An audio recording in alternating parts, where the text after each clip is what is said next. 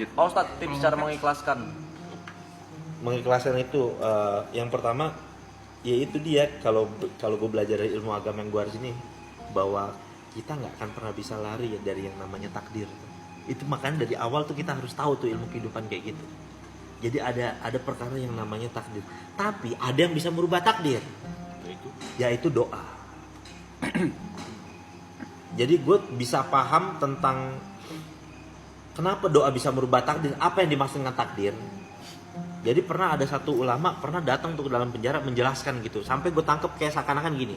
Kita semua nih, semua manusia sebenarnya udah ditulis nih cerita tulisan hidupnya nih, takdirnya kan. Jadi kayak kita nih sebenarnya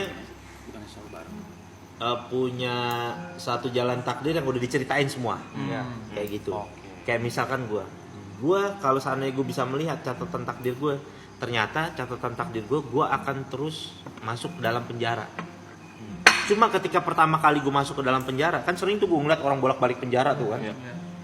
Cuma ketika gue di dalam penjara, gue berdoa, ya Allah cukup ini terakhir kali lah kalau bisa gue masuk penjara. Udah kayak gitu.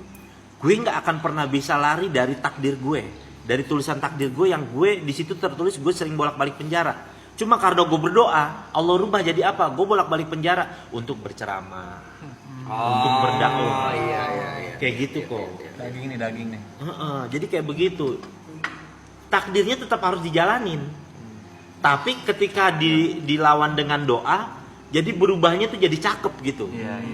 Jadi makanya bolak-balik tapi bukan masuk aja. gara-gara kriminal, tapi malah jadi bukan bercerama. nggak buruk, malah jadi baik takdirnya kayak gitu, berubah. Iya lagi.